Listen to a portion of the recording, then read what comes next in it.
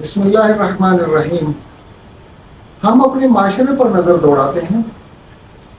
تو محتاج، مسکین اور یتیم کی پرورش کرنے والا، ان کی نگہداشت کرنے والا بہت کم لوگ نظر آتے ہیں۔ حضور اکرم صلی اللہ علیہ وسلم کے دور میں بہت سارے لوگ یتیم کی سرپرستی اس لیے حاصل کرنا چاہتے تھے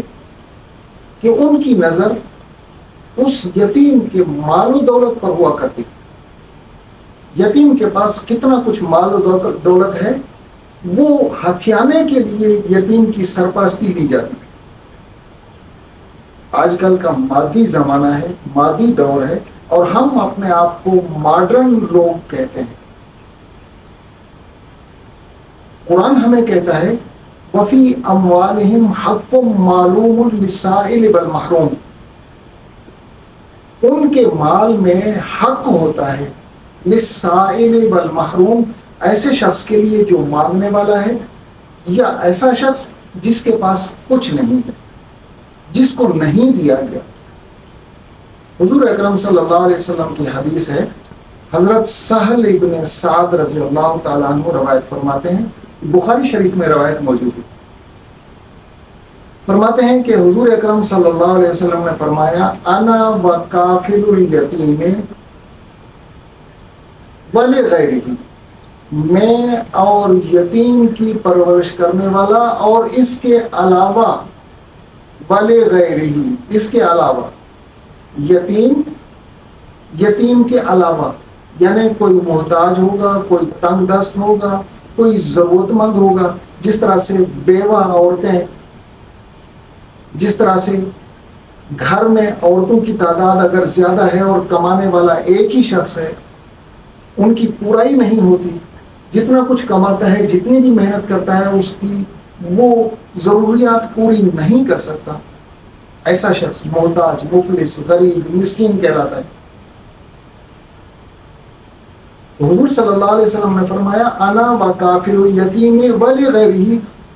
میں اور یتیم کی پرورش کرنے والا اور اس کے علاوہ، یعنی یتیم کے علاوہ جو دوسرے لوگ ہیں، ان کی پرورش کرنے والا، ان کی نگہداشت کرنے والا، ان کی سرپرستی کرنے والا، ان لوگوں کی کفالت کرنے والا، ان لوگوں کے مالی مسائل کو حل کرنے والا، ان کی پشت پناہی کرنے والا۔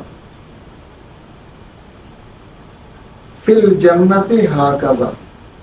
جنت میں اس طرح سے ہوں گے، جنت میں اس طرح سے ہوں گے۔ باشارہ، آپ صلی اللہ علیہ وسلم نے اشارہ فرمایا، بالسبابۃ والوسطی،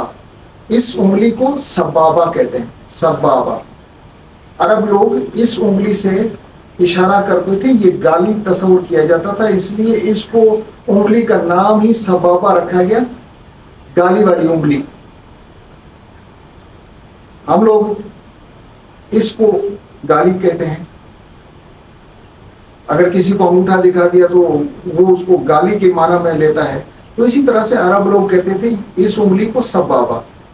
اس کو کہتے ہیں وسطی، درمیان والی۔